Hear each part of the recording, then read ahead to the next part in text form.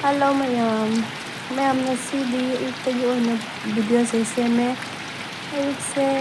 hogolakpada dum nong tadan leirame adum hojikse pung 8:30 mukpudi yaure ado mayam leitarabanina jungle se pura oihre khwang mukkara yaure na fitana ngai hare ikhoisu suti se yamna budi leitaba ado tarani romban leibase imda oina hapta marom sini mayam uchina roina thong su parda andagi kitchen chimney fridge loina uchina kakthatlamme leitaba mi ama phau leitaba manin leitabado aduna chimney kakthatlamme thonggi jali nudagi glass dabba mahisi biscuit ki dabba loina chikthatlamme glass sida thamba glass ahum marim su inthadana thugairamme mi leitaba haise yamna loina loss oiba thapuk ta tawramise ado aikhoisu dum yamna leitramina moina dum marang kairedana chimney sisu pura barbad oihare sinida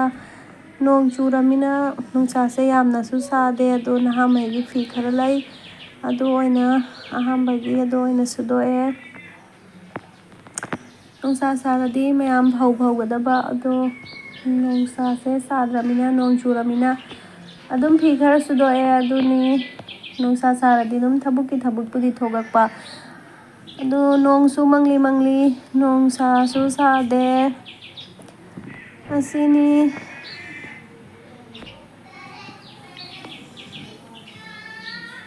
yam sina hegru pamhini hegru je pandi pali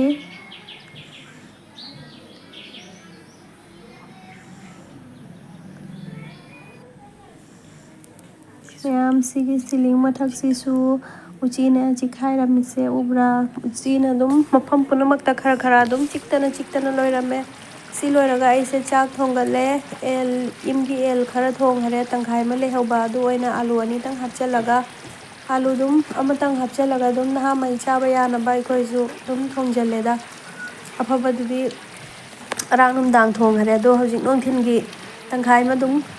thamhauba makhonggumba adaidi kari kara adu naha mai gi erum amani hapchalaga dum oinaba khoichu mi su liidana mi su ani ahum tani dum sumaina dum nongthilgi chajalani thongba su loire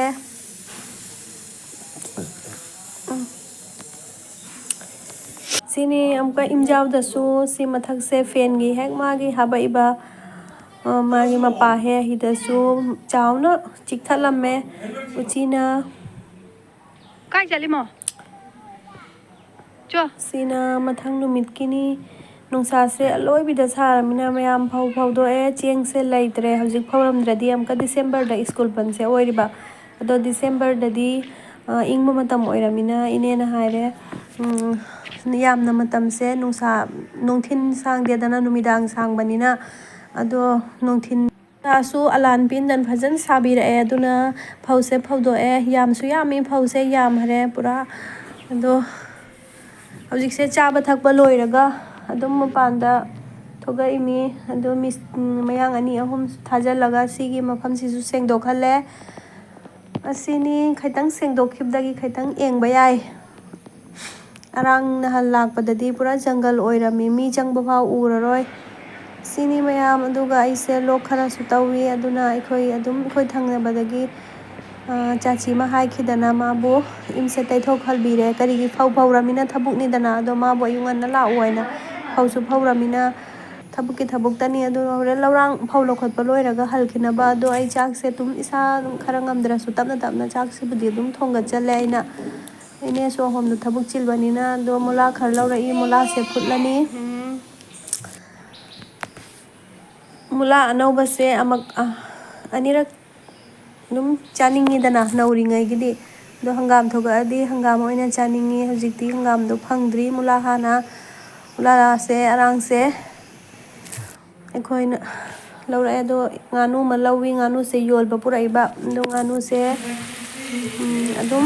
khoi manakta farom gi dukan ama lai aduda oina semdana khotana puhalla khoi semba lagi haudre ado maroi se ngau tho nganu sima thongani ꯑꯗꯨꯒ ꯃꯨꯂꯥꯁꯤꯃ ꯐꯨꯠꯂꯅꯤ ꯑꯗꯨꯒ ꯆꯥꯔꯅꯤ ꯁꯣꯝꯗ ꯐꯧꯁꯨ ꯐꯧꯏ ꯊꯕꯛꯁꯦ ꯉꯁꯤ ꯁꯥꯊꯤꯅ ꯆꯤꯜꯍꯔꯦ ꯍꯥꯏꯕꯗꯤ ꯐꯧꯁꯨ ꯐꯧꯔꯦ ꯑꯗꯩ ꯏꯟꯁꯤꯁꯨ ꯎꯆꯤꯅ ꯂꯣꯏꯅ ꯆꯤꯛꯈꯥꯏꯔꯝꯃꯦ ꯁꯤ ꯊꯕꯛꯇꯅ ꯑꯣꯏꯈꯔꯦ ꯆꯤꯝꯅꯤꯁꯨ ꯂꯧꯊꯣꯛꯄ ꯐ꯭ꯔꯤꯖꯁꯨ ꯁꯦꯝꯕ ꯃꯤꯁꯨ ꯂꯥꯛꯀꯅꯤ ꯆꯤꯝꯅꯤꯗꯁꯨ ꯐ꯭ꯔꯤꯖꯇꯁꯨ ꯆꯤꯛꯊꯠꯂꯝꯃꯦ ꯊꯣꯡꯒꯤ ꯖꯥꯂꯤ ꯇꯨꯂꯤ ꯍꯧꯖꯤꯛꯃꯛꯁꯤꯗꯁꯨ ꯌꯦꯡꯉꯨ ꯎꯆꯤ ꯑꯆꯧꯕ ꯑꯃ ꯁꯤ ꯃꯅꯨꯡꯁꯤꯗ ꯆꯪꯈ꯭ꯔꯤꯕ ꯑꯗꯣꯝ ꯅꯍꯥꯟꯉꯩꯒꯤ ꯃꯄꯥ ꯂꯩ ꯑꯗꯨ ꯊꯣꯡꯁꯦ ꯑꯅꯤꯃꯛꯁꯦ ꯊꯤꯡꯖꯤꯜꯂꯣ ꯍꯥꯏꯌꯦ ꯊꯤꯡꯖꯤꯜꯂꯒ ꯃꯥ ꯍꯥꯏꯕ ꯃꯥ ꯍꯠꯇꯧꯔꯤ ꯃꯥ ꯉꯝꯁꯨ ꯉꯝꯃꯣꯏꯗꯕꯗ ꯑꯗꯨꯅꯤ ꯊꯣꯡꯁꯦ ꯊꯤꯡꯖꯤꯜꯂꯒ ꯌꯦꯡꯉꯤ ꯁꯤꯅꯤ ꯂꯥꯛꯇꯔꯣ ꯅꯣꯏ ꯂꯥꯛꯅꯗ꯭ꯔꯣ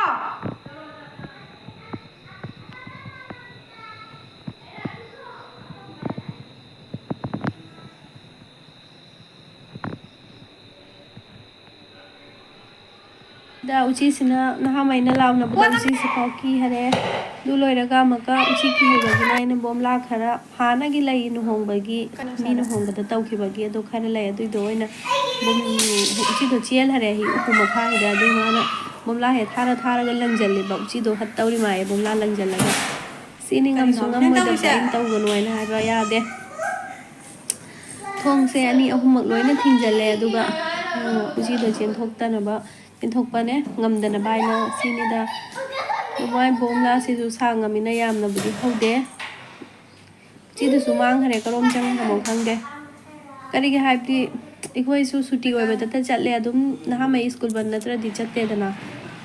ꯑꯗꯨꯅ ꯄꯣꯠꯇꯣ ꯎꯆꯤꯁꯦ ꯍꯥꯟꯅꯗꯤ ꯑꯩꯈꯣꯏ ꯂꯩꯔꯤꯉꯩꯗꯗꯤ ꯂꯩꯔꯝꯗꯦ ꯍꯧꯖꯤꯛꯇꯤ ꯎꯆꯤꯇ ꯑꯣꯏꯈ꯭ꯔꯦꯕ ꯇꯨꯝꯕꯗꯒꯔ ꯅꯨꯡꯗꯥꯡ ꯇꯨꯝꯃꯤꯉꯩꯗꯒꯔ ꯃꯊꯛ ꯁꯤꯂꯤꯡꯗꯒꯤ ꯒ꯭ꯔꯣꯡ ꯒ꯭ꯔꯥꯡ ꯃꯤ ꯆꯠꯄꯗꯒꯤ ꯍꯦꯟꯅ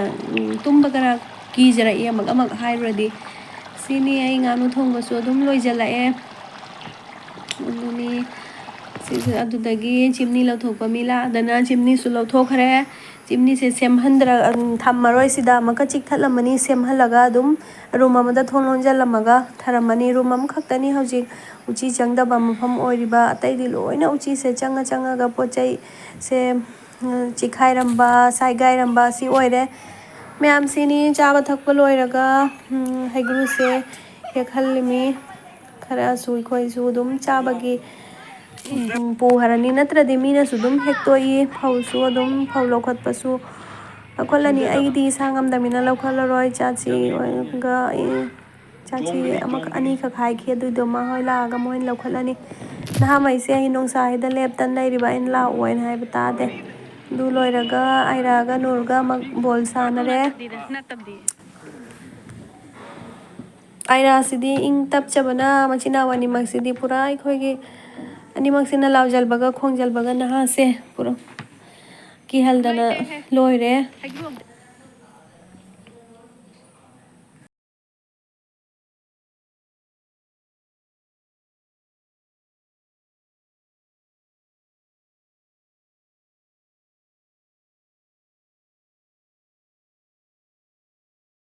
ꯑꯩꯒꯤꯁꯤꯗꯤ ꯃꯣꯏ ꯃꯆꯤꯟꯅꯥꯎ ꯑꯅꯤ ꯁꯨꯕꯅꯤꯅ ꯑꯗꯨꯝ ꯂꯥꯎꯅꯕꯒ ꯈꯣꯡꯅꯕꯒ ꯑꯗꯨꯝ ꯑꯥꯗꯠ ꯑꯣꯏꯔꯦ ꯑꯩꯔꯥꯗꯤ ꯃꯊꯟꯇꯅꯤꯅ ꯑꯗꯨꯝ ꯏꯪꯅ ꯂꯩꯌꯦꯕ ꯁꯤꯅꯤ ꯑꯗꯨ ꯂꯣꯏꯔꯒ ꯍꯩꯒ꯭ꯔꯨꯁꯦ ꯊꯨꯝ ꯃꯣꯔꯣꯛꯀ ꯑꯃꯨꯛ ꯆꯥꯒꯦꯅ ꯍꯥꯞꯄꯦ ꯅꯍꯥꯟꯉꯩ ꯆꯥꯅꯤꯔ ꯍꯥꯏꯕꯨ ꯅꯍꯥꯟꯉꯩꯕꯨꯗꯤ ꯆꯥꯗꯦ ꯑꯗꯣ ꯑꯩꯗꯤ ꯄꯥꯝꯃꯤ ꯍꯩꯒ꯭ꯔꯨꯁꯦ ꯊꯨꯝ ꯃꯣꯔꯣꯛꯀ ꯆꯥꯕ ꯂꯣꯏꯔꯒ ꯏꯁꯤꯡ ꯊꯛꯄ ꯍꯥꯎꯕꯅꯤ ꯑꯗꯣ ꯑꯩꯅ ꯆꯥꯕꯗ ꯑꯄꯤꯛꯄꯅꯁꯨ ꯑꯗꯨꯝ ꯆꯥꯒꯦꯅ ꯃꯥ ꯆꯥꯔꯦ ꯑꯗꯨ ꯆꯥꯅꯔꯤꯉꯩꯗ ꯍꯩꯒ꯭ꯔꯨ ꯍꯦꯛꯄꯁꯨ ꯃꯣꯏ ꯂꯣꯏꯅꯔꯛꯑꯦ ꯑꯗꯣ ꯑꯋꯥꯊꯕꯤ ꯄꯥꯜꯂꯤ ꯑꯋꯥꯊꯕꯤ ꯃꯨꯜꯂꯦ ꯑꯩꯈꯣꯏꯁꯦ ꯍꯌꯦꯡ ꯆꯠꯂꯅꯤ ꯑꯗꯣ ꯑꯋꯥꯊꯕꯤꯁꯦ ꯍꯦꯛꯉꯝꯗ꯭ꯔꯗꯤ ꯑꯃꯨꯛꯀ ꯒꯥꯔꯤꯅ ꯆꯥꯈꯤꯗꯧꯔꯤꯕ ꯑꯗꯨꯅ ꯑꯩꯈꯣꯏꯁꯦ ꯑꯋꯥꯊꯕꯤꯁꯦ ꯃꯥꯕꯨ ꯍꯦꯛꯍꯜꯂꯝꯃꯦ ꯁꯤꯅꯤ ꯃꯌꯥꯝ ꯐꯧ ꯂꯧꯈꯠꯄꯁꯨ ꯍꯧꯗ꯭ꯔꯤ ꯐꯧ ꯂꯧꯈꯠꯄꯁꯨ ꯍꯧꯗꯔꯤ ꯂꯥꯛꯑꯅꯤ ꯐꯧ ꯂꯧꯈꯠꯄ ꯃꯥꯁꯦ ꯆꯥꯛ ꯄꯤꯖꯔꯒ ꯆꯠꯍꯜꯂꯔꯦ ꯁꯤꯅ ꯃꯊꯪꯒꯤ ꯅꯨꯃꯤꯠꯅꯤ ꯐꯧꯁꯦ ꯇꯛꯇꯅ ꯄꯨꯔꯛꯑꯦ ꯑꯗꯣ ꯆꯥꯆꯤ ꯃꯍꯥꯏꯒꯤꯗꯅ ꯃꯥꯕꯨ ꯆꯦꯡꯁꯦ ꯈꯞꯍꯜꯂꯦ ꯆꯦꯡꯁꯦ ꯈꯞꯍꯜꯗ꯭ꯔꯗꯤ ꯑꯗꯨꯝ ꯀꯩꯅꯣꯝ ꯇꯧꯗꯧꯕ ꯇꯥꯖꯟꯈꯤꯅꯦ ꯍꯥꯏꯌꯦ ꯁꯤꯅꯤꯗ ꯃꯌꯥꯝ ꯆꯦꯡ ꯈꯞꯍꯜꯂꯅꯤ ꯍꯧꯖꯤꯛ ꯑꯩꯈꯣꯏ ꯅꯨꯡꯊꯤꯟꯒꯤ ꯑꯗꯨꯝ ꯆꯥꯕ ꯊꯛꯄ ꯂꯣꯏꯔꯒ ꯑꯩꯈꯣꯏꯁꯦ ꯂꯣꯏꯖꯜꯂꯒ ꯖꯤꯂꯥ ꯆꯠꯈꯤꯗꯧꯔꯤꯃꯤ ꯃꯒ꯭ꯔꯤꯕꯀꯤꯗ ꯑꯗꯣ ꯉꯁꯤ ꯑꯩꯈꯣꯏ ꯅꯨꯃꯤꯠ 5ꯅꯤ ꯁꯤꯗ ꯂꯩꯔꯤꯁꯦ ꯃꯌꯥꯝ ꯑꯗꯨꯝ ꯁꯦꯡꯗꯣꯛ ꯈꯣꯠꯇꯣꯛꯄ ꯂꯣꯏꯕꯗ ꯑꯗꯨꯝ ꯍꯜꯕ ꯍꯥꯟꯅ ꯑꯣꯏꯔꯛꯏ ꯍꯥꯟꯅ ꯂꯩꯔꯤꯉꯩꯗꯅ ꯑꯗꯨꯒꯤ ꯆꯠꯄꯒꯤꯗꯨꯗꯤ ꯂꯩꯇꯃꯤꯅ ꯑꯗꯨꯝ ꯏꯁꯥꯒꯤ ꯏꯝꯅꯤꯗꯅ ꯍꯧꯖꯤꯛꯇꯤ ꯁꯨꯇꯤ ꯐꯪꯕꯗ 5ꯅꯤ ꯃꯔꯤꯕꯨ ꯂꯩꯔꯗꯤ ꯑꯩꯈꯣꯏ ꯑꯗꯨꯝ ꯆꯠꯂꯦꯕ ꯑꯗꯨꯒ ꯅꯣꯡꯃꯇ ꯁꯨꯇꯤ ꯐꯪꯉꯗꯤ ꯑꯗꯨꯝ ꯆꯠꯇ꯭ꯔꯦꯗ ꯁꯤꯅ ꯍꯌꯦꯡ ꯗꯤꯁꯦꯝꯕꯔꯒꯤ ꯈ꯭ꯔꯤꯁꯃꯥꯁꯇ ꯑꯃꯨꯛꯀ ꯂꯥꯛꯀꯅꯤ ꯅꯍꯥ ꯃꯍꯩꯁꯦ ꯄꯨꯡ 3 ꯌꯧꯔꯦ ꯑꯗꯣ ꯃꯣꯏ ꯁꯥꯟꯅꯔꯤ ꯕꯣꯜ नहा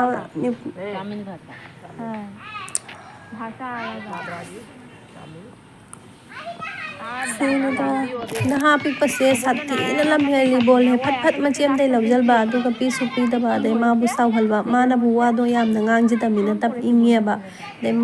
कपनिंग तौदन लैबा असिनी मयाम नहा महीगा दुम तौनबदा मतमसु आयौ हरे असिनी दुम वीडियो से मतंग सिदसु दुम लोइजलगे मयामना नुंगाइबिरगदी सब्सक्राइब लाइक तौबिरमु काउबिगनु मथंगदा अमका वीडियो अनौबा नुंगाइबा मा पुदना लाकनी मयामना वीडियो सिबु नुंगाइबिरगदी लाइक सब्सक्राइब तौबियु स्वाइदा दुम लोइजलगे बाय बाय